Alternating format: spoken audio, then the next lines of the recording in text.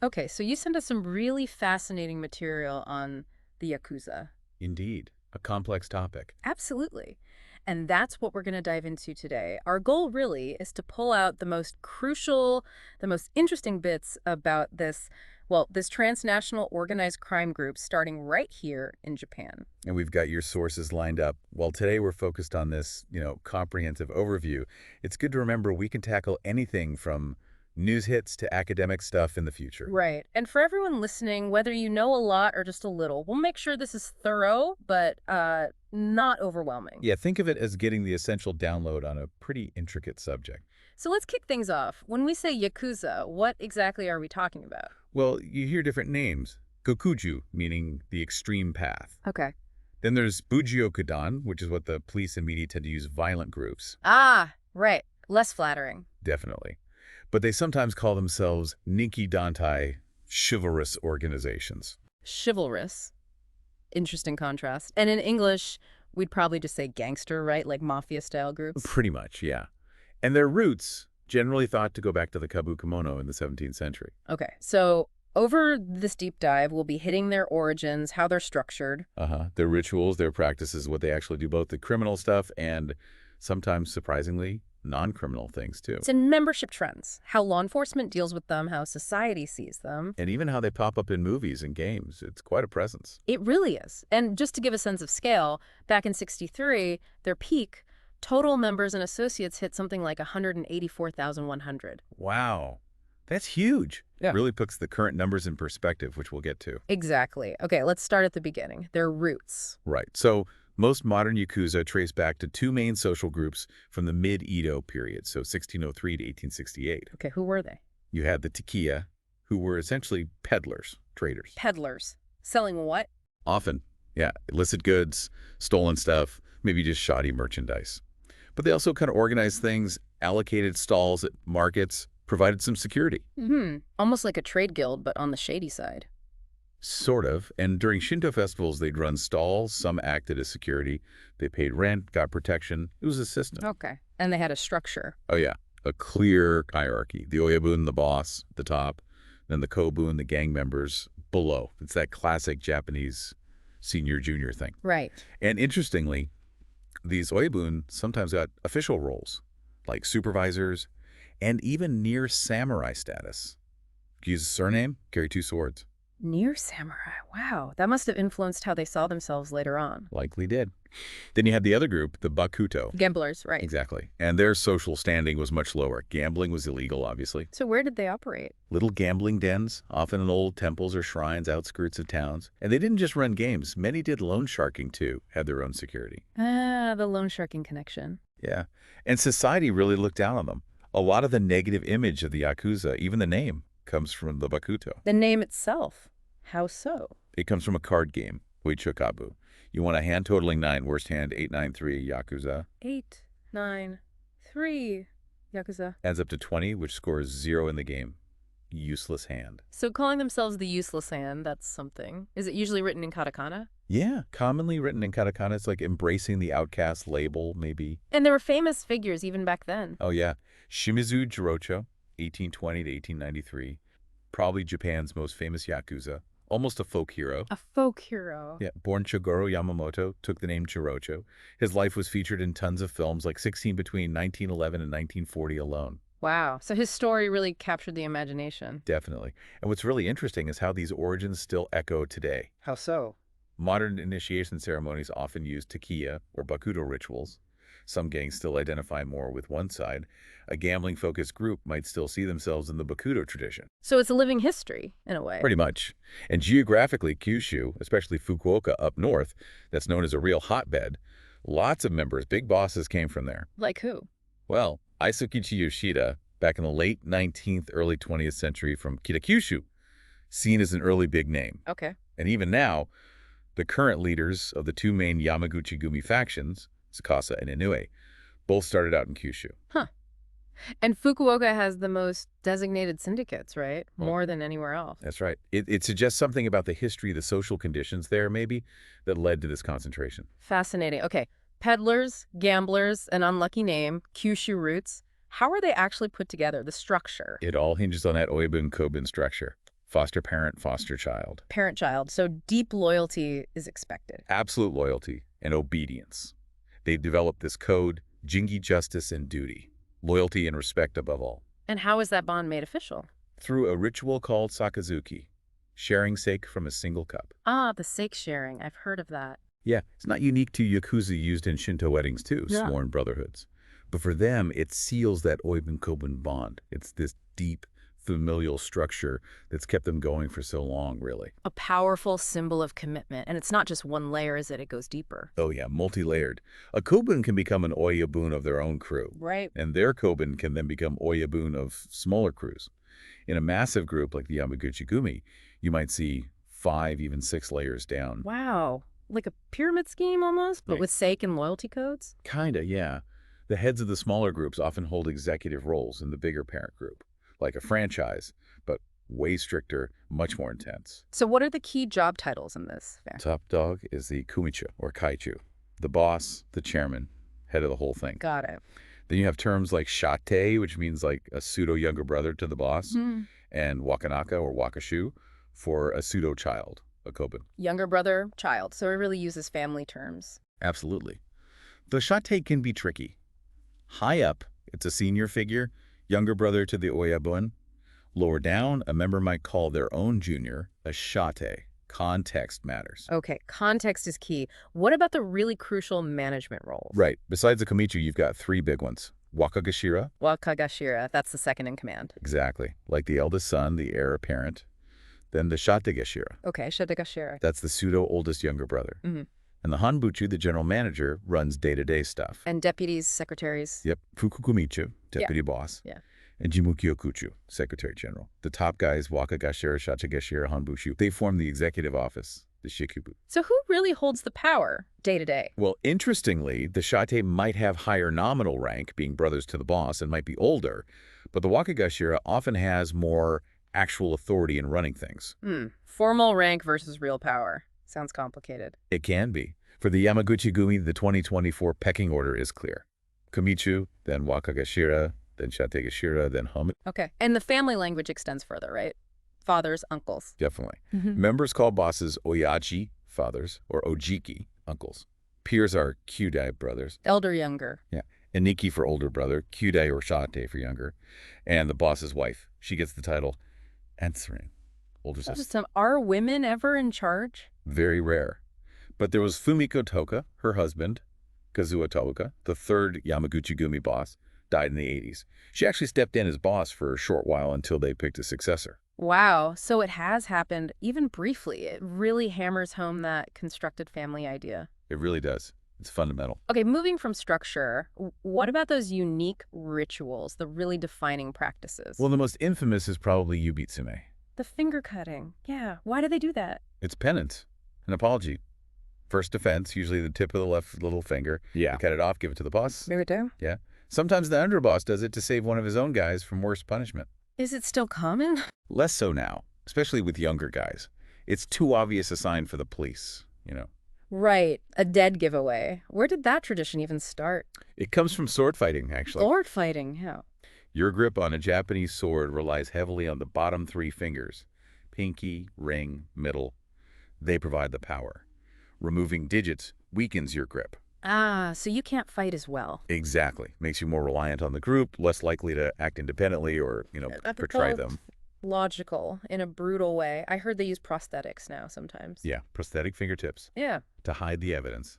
Again, adapting to scrutiny. Adapting indeed. Okay, what's the other big visual marker people associate with them? The tattoos? Hirozumi.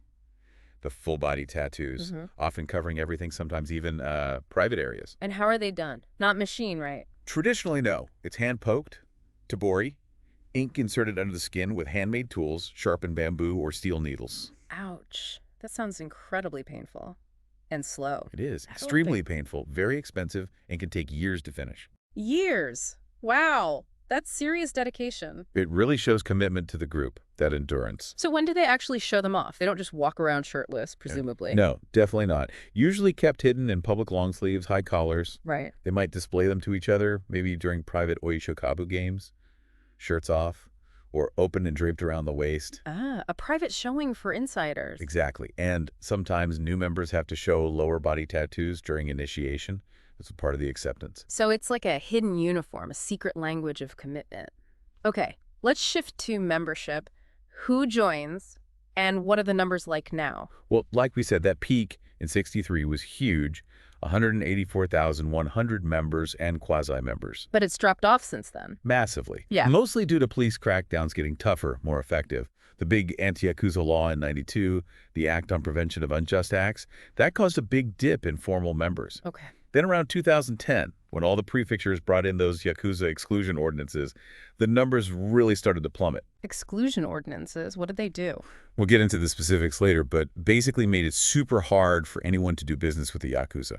Cut off their support systems. Ah, hitting them indirectly. Exactly. Between 1990 and 2020, total membership dropped by something like 70%. 70%? That's staggering. It suggests the lifestyle just isn't appealing anymore, maybe. That seems to be part of it, yeah. Societal changes, legal pressure. It's a different world. So what are the latest numbers? How many are left? The National Police Agency for 2024 reported about 9,900 formal members Only 19,900. and another 80,900 quasi-members or associates, so under 19,000 total. A tiny fraction of what they were. And it's not just fewer members, it's who the members are, right? They're getting older. Very much so. It's a real aging problem for them. Younger people just aren't joining like they used to. What's the average age now? End of 2022, it was 54.2 years old. Over 54. Wow. And look at the breakdown. Only 5.4% in their 20s, just under 13% in their 30s. So very few young recruits. Right. Compare that to 30.8% in their 50s, 12.5% in their 60s, and another 11.6% who are 70 or older. So over half are 50 plus. Exactly, more than half. That's got to make running things difficult. An aging workforce, you know. Definitely impacts operations, recruitment, everything. So why this decline? Why the aging? Sources point to a couple of big things. One, changing market opportunities. The old ways of making money maybe aren't there or aren't as easy. Okay, economic shifts. And two, crucially, those legal and social changes we mentioned. The laws are tougher, society is less tolerant. It just makes being Yakuza harder and less attractive. We can dig into those laws more later. Right, the combination is making it tough to sustain. Okay, let's talk about the different groups, these syndicates. What makes a group a designated syndicate? A Shite Bushiokudan, a designated Yakuza group, is one officially registered by the authorities under that 1991 Act. Registered, why? Because they're seen as particularly harmful. To get designated, a group usually has to show a pattern of members using the game's influence for business, have a clear hierarchy with a boss, and a lot of members with criminal records. So it flags the most organized and problematic ones. Exactly. And funnily enough, after that law passed, a lot of syndicates tried to look more legit, change their image, even if the activities didn't change much. Trying to fly under the radar, how many designated groups are there now? As of 2024, there are 25. 25. Are they all huge? No, sizes vary a lot. 3 have over 1,000 members, 8 are between 100 and 1,000, Yeah. and 14, the majority, have fewer than 100 formal members. And Fukuoka still stands out. Yep, Fukuoka Prefecture has the most, with 5 designated groups. Kudokai, Taishukai, Fukuhakukai, Dojinkai, and Namakawakai. Still a major center. Definitely a key area. Now, you mentioned an especially dangerous category. Right, Tokutei Kikenshite Bushiokudan, especially dangerous designated Yakuza. Was that common? Currently, only one group has that label, the Kudokai. Ah, the Fukuoka group. What makes them especially dangerous? Law enforcement sees them as a much higher threat. More violent, more disruptive, it's serious stuff. Their head, Satoru Nomura, was even sentenced to death in 2021 for murder and attempted murder. Death sentence for a Yakuza boss. First time ever for a designated boss. Though it was actually overturned on appeal in March 2024, reduced to life imprisonment. Still, it shows how seriously they're viewed. A major legal battle. Okay, so among all these designated groups, are there like the top players, the major leagues? Yes, the National Police Agency calls 6 of them major organizations, Shudantai, Which was those? Yamaguchi-gumi, Kobe Yamaguchi-gumi, Kizuna-kai, Kitagumi, Sumiyoshi-kai, and Inagawa-kai. Okay, so the main Yamaguchi-gumi plus those splitter groups, and then Sumiyoshi and Inagawa. Exactly. And together, those 6 account for most of the Yakuza population. About 7,300 formal members, 6,100 quasi-members. Total 13,500. Which is what percentage of the total? Around 71.8%. So yeah, they're the dominant forces. Got it. And you mentioned splinter groups from the Yamaguchi-gumi. What caused those splits? It sounds messy. It has been. The Kobe Yamaguchi-gumi broke off first, August 2015, then the Kizunakai split from them in April 2017, and then the Ikitagumi broke from Kobe Yamaguchi-gumi in July 2020. Wow, splits within splits. Why? Mostly internal power struggles, disagreements over leadership, who gets what territory, where the money flows. Standard organized crime stuff, Well, unfortunately. it led to conflict. Oh yeah, ongoing conflicts between the original Yamaguchi-gumi and these three offshoots creates a lot of instability. Sounds like it. But despite all that rivalry, there was that recent meeting, wasn't there? Between the big three. That's right, quite surprising. In recent years, the top three, Yamaguchi-gumi, Sumiyoshi-kai, and Inagawa-kai, seem to have formed a sort of loose alliance. An alliance after all the history. Well, maybe temporary.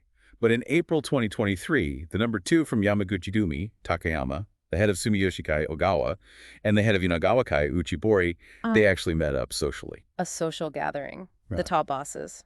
Yeah, pretty unprecedented. Maybe it's a sign they're banding together against the increasing pressure from law enforcement and, society turning against them. That's a fascinating development. Definitely something to watch. Okay, let's quickly profile those top three. Yamaguchi-gumi first, the biggest. By far the biggest. About 30% of all Yakuza in Japan right now. That's 3,300 formal members, 3,600 quasi-members for 2024. And based in Kobe. Headquartered in Kobe, yeah. Yeah. But they operate all over Japan, and internationally too, Asia, the U.S. And the current boss? Shinobu Tsukasa, also known as Kenichi Shinoda. He's known for being expansionist, pushing into Tokyo more, which wasn't their traditional turf. Assertive leadership. And Oh. wasn't there a really famous boss before? Kazuo Taoka, the godfather of all godfathers. Hugely influential in their growth in the 20th century. Their crest, the Mon, is the Yamabishi Three Diamonds. Okay, a dominant force. Number two, Sumiyoshi Kai. Second largest. Around 2,100 formal members, 1,100 quasi-members in 2024. And how are they structured? Different from Yamaguchi-gumi. Very different. More like a loose confederation, a federation of smaller groups, not as centralized. So, less top-down control. Yeah, more relaxed chain of command. Leadership is more distributed. The current head is Shuji Ogawa. Interesting contrast. And number three, Inagawa Kai. Third largest. Roughly 1,600 formal, 1,100 quasi-members for 2024. Based mainly in the Tokyo-Yokohama area. Tokyo-based. And they went international early. Relatively early, yeah. Yeah. They were one of the first to really expand operations outside Japan. Okay, so distinct players even at the top. Let's get into what they do now, current activities, starting inside Japan. Well, a huge thing in the last decade or so, especially now, is tokushisagi, Yeah. special fraud. The fraud targeting the elderly. Exactly.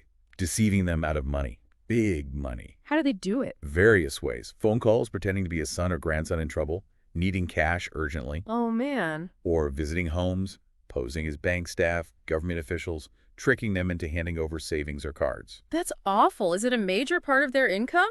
Increasingly so. In 2014, arrests for tokushisagi actually overtook arrests for simple theft among Yakuza members. Yakuza were linked to over a third of all reported cases. A third. Wow. And the total losses just from these scams in 2019? Over 30 billion yen. Billion with a B. Yep. And while Yakuza might only be maybe 10% of the low-level guys actually collecting the cash, they're thought to be behind nearly 40% of the main organizers running the schemes. So they're managing these fraud networks. A disturbing shift. It really is. Preying on the vulnerable. What about the classic stuff? Drugs. Still very much involved. They control a lot of drug trafficking in Japan, especially methamphetamine. Meth seems to be the big one. Yeah. Now, some big groups like Yamaguchi-gumi officially ban members from dealing drugs. Officially. Right. But other groups, like the Dojinkai in Fukuoka, are known to be heavily involved.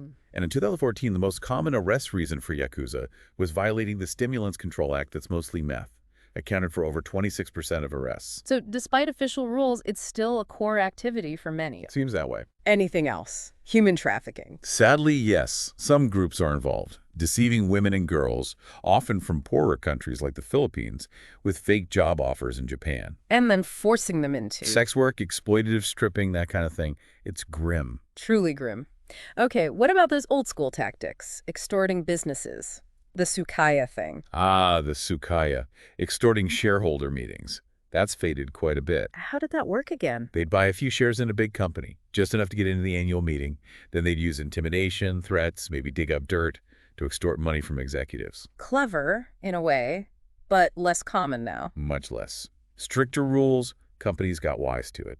By 2024, estimated only around 130 Tsukaya left, many working independently, not tied to big groups. So that revenue stream dried up. What about real estate? Banking, were they involved there? Historically, yes.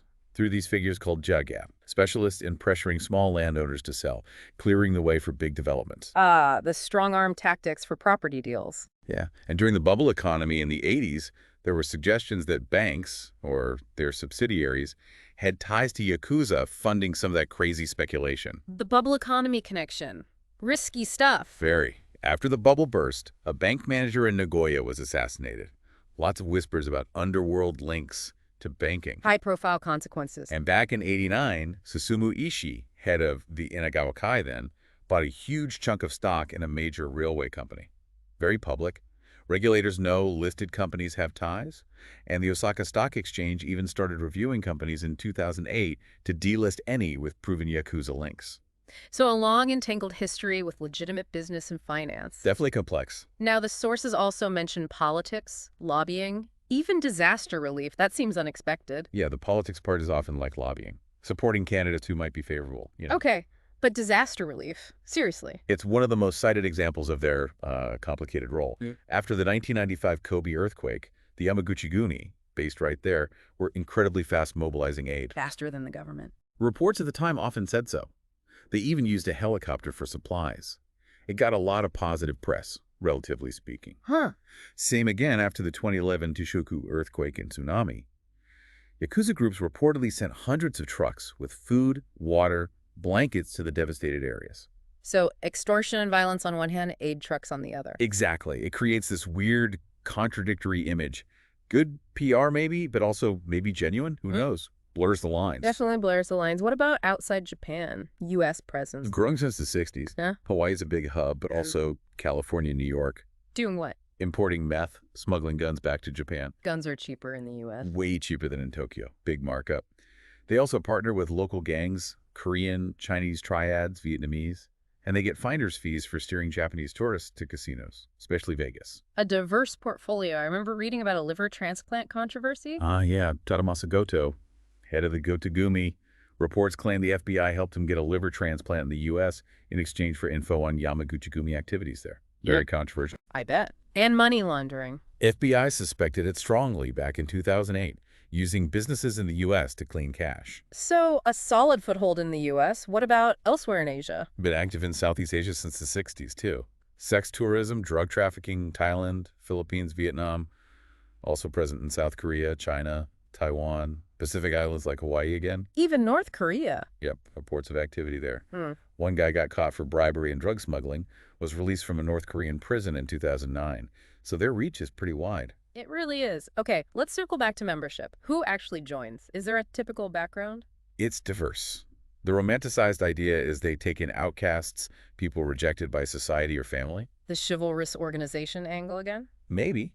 Many start as petty criminals, street thugs, or in those busoku motorcycle gangs, often in their teens. Okay. But there's also a connection to specific minority groups, isn't there? Due to discrimination. Yes, that's a crucial point.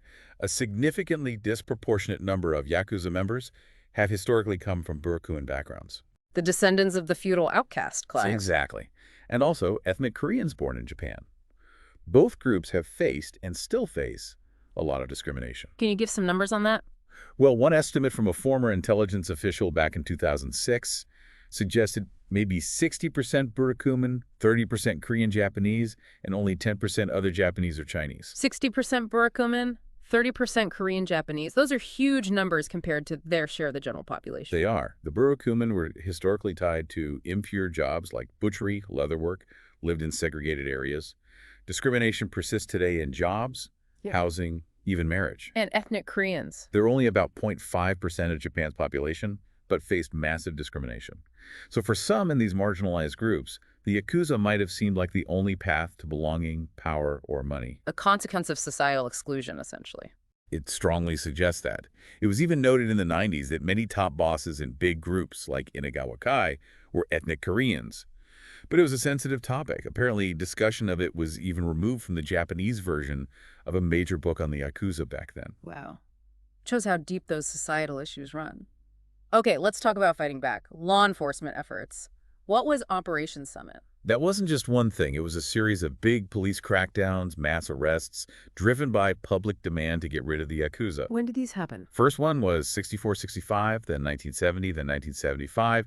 They did disrupt things. Membership dropped initially. But they bounced back. Often, yeah. Leaders get out of prison, groups reorganize, and ironically, these crackdowns sometimes weaken smaller groups, allowing the bigger ones like Yamaguchi-gumi, Sumiochi-kai, Inagawa-kai to consolidate power, especially during recessions. So an unintended consequence was strengthening the biggest players. It seems that way sometimes. A real double-edged sword. What about specific laws targeting them? That 1991-92 Act sounds key. Absolutely landmark. The Act on Prevention of Unjust Acts by Organized Crime Group members.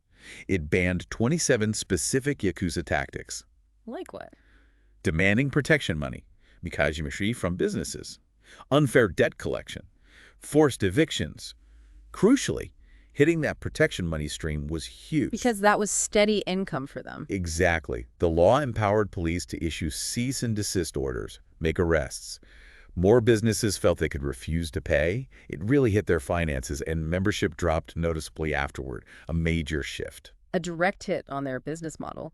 Were there later laws that added more teeth? Yes, a big one was the 2008 amendment introducing employer liability. Employer liability meaning? It meant bosses could be held legally responsible for crimes committed by their underlings, even if they didn't directly order it. Wow, holding the top guy accountable. Yeah.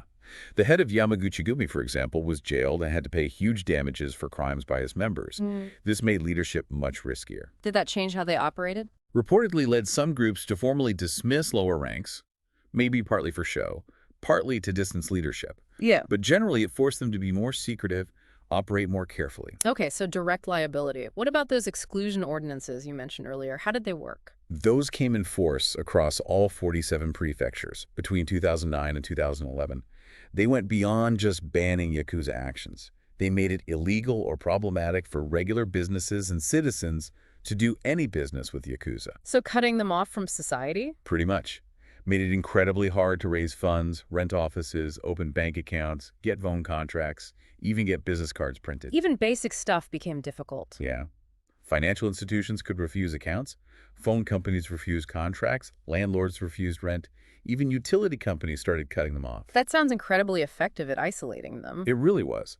And to stop them just quitting on paper, the rules often said someone could be treated as Yakuza for 5 years after officially leaving. It massively contributed to the membership decline. A really comprehensive squeeze. Any international efforts? U.S. freezing assets? Yeah, the U.S. issued an executive order in 2011 telling banks to freeze assets of designated Yakuza groups and leaders. Did it freeze much? By 2013, a small amount was frozen. Maybe more symbolic than crippling financially, but still adds pressure, disrupts international dealings. Every little bit helps, I suppose. You also suggested the decline isn't just laws. Other factors. Some think younger generations just aren't interested. Japan offers other ways to make money, maybe in gray areas like bars, massage parlors, the porn industry, that seem less risky now with the tough anti-Yakuza laws. So alternative paths, less appeal to the old ways. Possibly. Plus, ordinary citizens seem less intimidated. You see businesses, communities putting up signs banning Yakuza, taking a stand, and maybe not facing the violent backlash they once might have. Suggests a power shift. Fascinating, a changing landscape on multiple fronts. Okay, finally, let's talk legacy. How are they seen in Japan now, and their role in pop culture? It's still complicated. They're criminals, pariahs mostly. But those stories of disaster relief stick around, and the fact they historically took in marginalized people. So a mix of fear and something else? Maybe fascination. But public approval is way down due to the violence. Still, one survey found some young adults thought they should be allowed to exist. It's that complex image again. Reflecting that contradictory history. And in media, they're everywhere, right? Yakuza Eiga. Oh yeah, a whole film genre. Sometimes portrayed as honorable, sticking to a code. Other times just brutal thugs. What are some key examples? Classics like Battles Without Honor and Humanity show the brutal side. Takashi Miike's films like Dead or Alive are hyper-violent. Others might romanticize the loyalty aspect more. Did real Yakuza ever react to these films? Sometimes violently. Director Juzo Itami was famously attacked after making a satirical film about them. Wow, and they're popular outside Japan, too. Definitely. Films like The Yakuza, Black Rain, even The Wolverine featured them. And TV series Man in the High Castle, Garyaji, Tokyo Vice. even anime parodies like Akiba Made War. And video games. The Yakuza series? Now, like a dragon. Huge series. Uh, Explores all those themes: honor, betrayal, violence, politics. huh. They've also appeared in Grand Theft Auto, Hitman, manga, anime, TV dramas. They're a constant fixture, Yeah. shown in all sorts of ways, from villains to anti-heroes. There's even a whole slang vocabulary around them. A massive cultural footprint, for sure, even if often fictionalized. Okay, wow. We covered a lot. We certainly did. So, key takeaways. Deep historical roots in Edo society, that complex parent-child structure, the rituals like yubitsume and iruzumi, the shift towards fraud as crime evolves, the dramatic drop in numbers, the aging problem, and this enduring complex presence in society and culture. Yeah, and some surprising things too, right? The almost samurai-like origins for some, the disaster relief efforts, the role of societal discrimination and who joined. Absolutely. It's definitely not simple. So here's a final thought, maybe. With this huge decline, these tough laws, this aging membership, what is the future of organized crime in Japan? Will the Yakuza just fade away? Or will they adapt again, maybe go deeper underground, find new forms? It makes you wonder if the underlying reasons they thrived in the first place have really gone away. That's definitely something for our listeners to chew on. It's been great digging into this. Thanks for sending the materials our way. Always a pleasure. And yes, thank you for inviting this deep dive. Keep those fascinating topics and sources coming. Will do. Until next time.